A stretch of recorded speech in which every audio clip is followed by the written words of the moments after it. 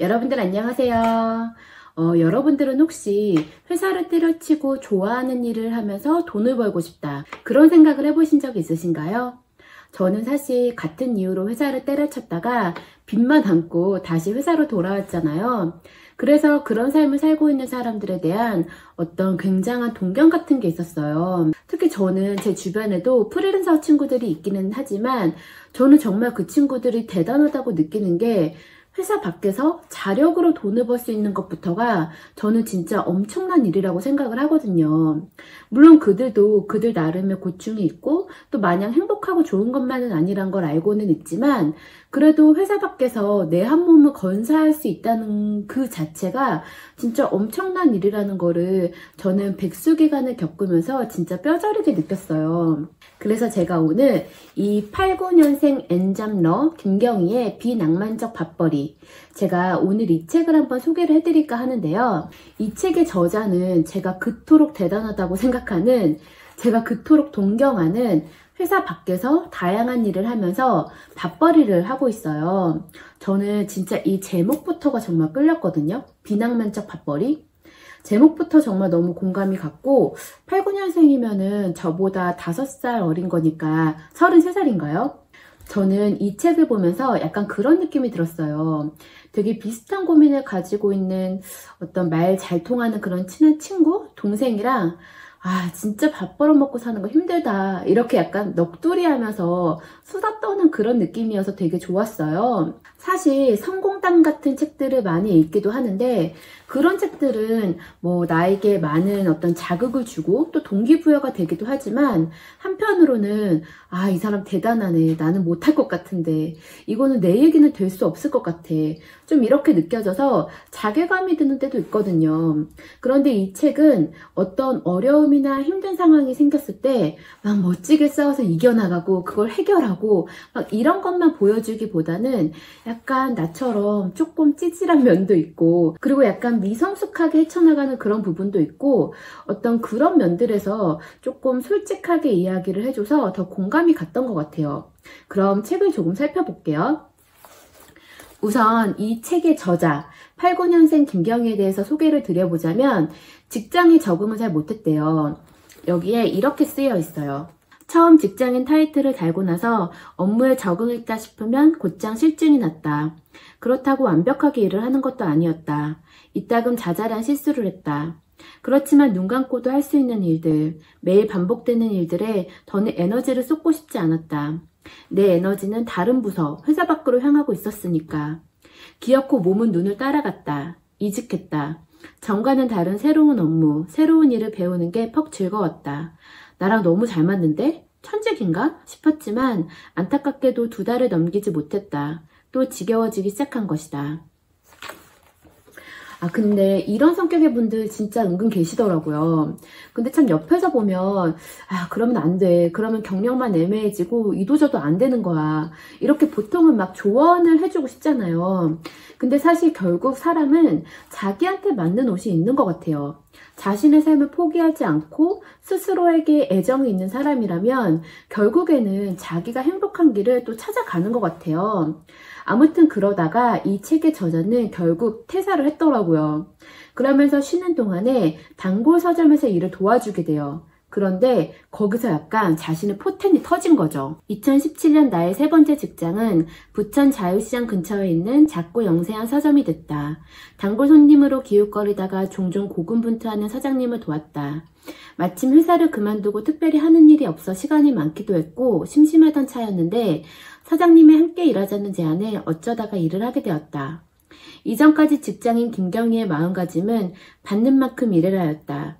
주어진 일을 잘 해내되 오버해서 일하지 말자는 것이었다. 어차피 회사와 나는 계약관계니까. 내가 가진 시간과 회사가 가진 돈을 교환함으로써 맺어진 관계. 하지만 이 서점에서까지 그런 마음가짐으로 일하고 싶지는 않았다. 얼마나 일할지도 모르고 어떤 일을 하게 될지도 몰랐지만 이것저것 잴 것 없이 최선을 다해보기로 마음먹었다. 나는 가진 모든 동력을 동원해서 할 수 있는 일을 했다. 일을 시작하기 전에도 사장님 혼자 일해서 한 사람의 인건비를 겨우 가져갈 수 있는 상황인 걸 뻔히 알고 있었으니 월급을 받을 마음은 없었다. 와, 근데 이거 진짜 대단하지 않나요? 월급을 받을 생각 없이 어떻게 최선을 다할 수 있죠? 근데 여기에 대한 제 물음에 잠시 후에 이 저자가 저한테 촌철살인의 한마디를 해줍니다. 조금 도와주다가 적당한 때가 되면 네 번째 직장을 찾아 떠날 생각이었다. 그런데 사장님이 월급을 보냈다. 내 월급 주겠다고 본인 월급 못 가져갔을 걸 생각하니 짠한 마음이 들었다. 이왕 이렇게 된 거 두 사람분 인건비를 만들자.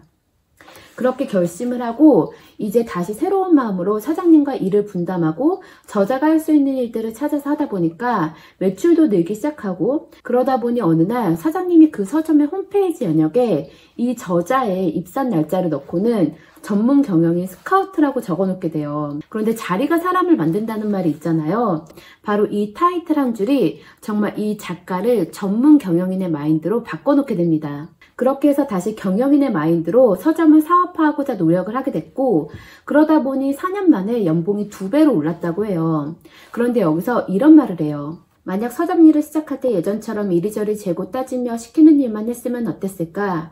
무조건 먼저 주는 사람이 되세요 라 말하는 건 조심스러운 일이다. 하지만 스스로가 만들어낼 수 있는 성과의 가능성까지 차단하는 건 아까운 일이다. 서로가 조건을 합의하고 일을 시작을 했을 때 내가 할 수 있는 걸 다 해내는 것. 어쩐지 고리타분하고 올드한 것 같지만 나는 내 이익을 먼저 챙기지 않고 내가 할 수 있는 일들을 최대한 해냄으로써 한계를 넓혀갔다. 주인의식을 갖고 일하자 말하는 건 역시 조심스럽지만 월급 받으면서 사정 연습을 해본다고 생각하면 크게 손해볼 건 없다. 먼저 움직이는 사람이 되어 일하다 보면 새로운 정체성이 생길 수도 있고 혹은 미련 없이 다른 일을 시작하게 될 수도 있으니까. 그래서 나는 이제 먼저 주는 사람이 되려고 한다. 한계를 두지 않고 우선은 최선을 다해본다. 그게 스스로의 몸값을 높이는 일임을 알고 있으니까. 내 그릇을 키울 수 있는 사람은 나뿐이니까. 아, 여기서 저는 진짜 고개를 계속 끄덕끄덕. 아, 맞네, 맞는 말이야. 이러면서 읽었어요. 저는 책 읽는 거를 진짜 좋아하거든요. 요새는 뭐 그렇게까지 하지는 않지만 예전에는 정말 한 달에 못해도 6권에서 8권 정도를 읽었었어요. 그런데 왜 나는 바뀌는 게 없고 내 삶은 별로 달라지는 게 없을까, 이런 자괴감도 들었었는데 그건 바로 책을 정말 읽는 거에서 끝냈기 때문이더라고요. 책에서 배운 거를 내 삶에 써먹어야, 실행을 해야 뭐라도 달라지는 거잖아요. 그래서 제가 결심을 하게 된 게 있거든요. 뭐 예전 영상이었는지 블로그에서였는지는 기억이 안 나지만 아무튼 제가 한번 이런 말씀을 드린 적이 있는데, 저는 강의나 수업을 듣거나 혹은 책을 읽을 때 내가 여기서 정말 마음에 와닿았던 거 혹은 필요하다고 생각하는 것 딱 한 가지만 내 삶에 가져와서 적용을 하겠다, 이렇게 다짐을 했었거든요. 물론 그것들 중에 많은 것들은 며칠 하다가 증발되기도 했지만 그래도 여전히 그 중에 몇 가지는 저한테 남아서 제 삶의 방향성을 잘 잡아주고 있거든요. 그런데 여기서도 제가 이 문장을 보면서 아, 이거다. 여기서는 이 문장, 이 마인드 하나만 가져와서 배워도 이 책에서 얻을 건 다 얻었다. 충분히 시간을 들인 보람이 있다. 이렇게 생각하게 되는 문장이었어요. 제가 아까 돈도 안 받고 최선을 다해서 일을 한다고? 이런 황당함에 이 저자가 촌철살인을 해줬다고 했잖아요. 그게 바로 이 문장이었어요. 사실 저희 같은 직장인들 혹은 남의 돈 받아먹고 사는 사람들은 약간 최선을 다하는 게 조금 손해보는 것 같은 느낌이 들 때가 있잖아요. 왠지 남 좋은 일만 시키는 것 같고. 그런데 그게 사실은 남 좋은 일인 것도 맞지만 그게 결국 돌고 돌아서 나한테까지도 득이 되어서 돌아온다는 거를 이 문장을 보면서 약간 다시 한번 깨닫게 되는 그런 계기가 되었어요. 아, 그리고 여기서 또 제가 엄청 공감하는 내용이 있었어요. 한번 볼게요. 회사 밖에서의 내 삶을 그려본다. 여기서 회사란 현재 다른 사장님과 공동 운영 중인 그 서점을 말하는 거겠죠.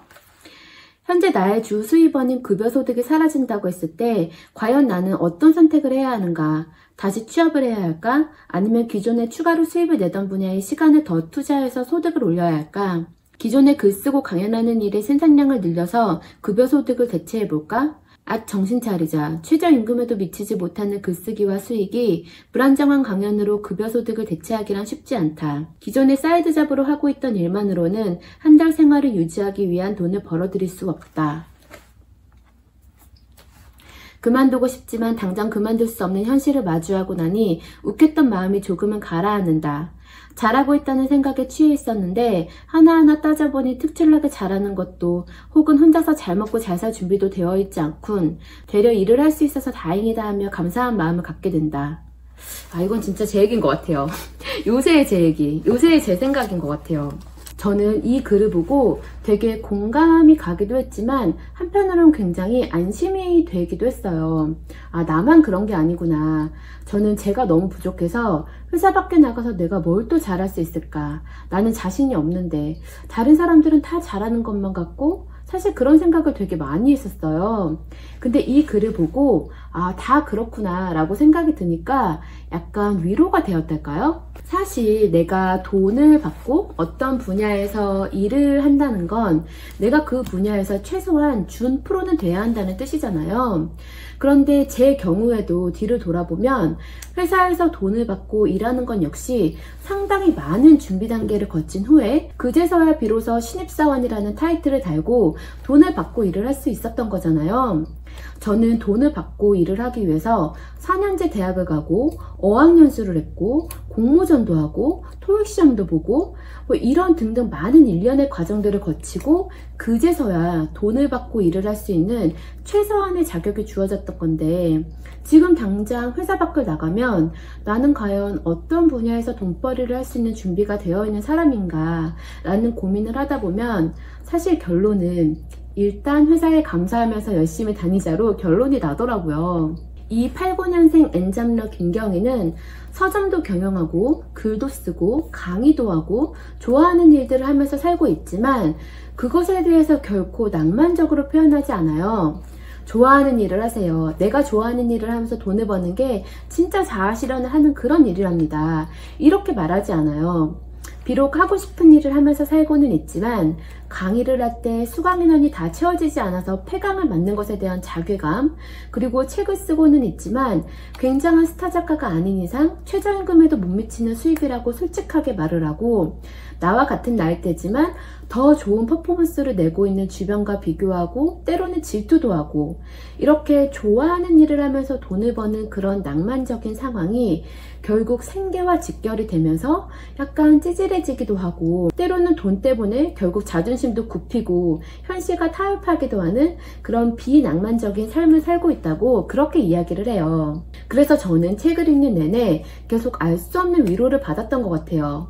나보다 너무 잘나고 모든 일을 세련되게 해결해 나가고 계속 그런 사람들의 이야기를 듣고 찾아보면서 그걸 같은 속도로 따라가지 못하는 스스로를 조금 다그치기도 하고 그랬던 것 같은데 그런 거를 뭔가 친구와 수다 떨듯이 야 나도 그래 나도 막 이렇게 해주는 것 같아서 저는 되게 좋더라고요. 아무튼 오늘은 이렇게 89년생 N잡러 김경희의 비낭만적 밥벌이라는 책에 대해서 이야기를 해보았어요. 쉽고 가볍게 읽을 수 있는 책이라서 뭔가 부담 없이 그렇게 읽혀질 것 같아요. 그럼 오늘도 영상을 시청해주셔서 감사합니다.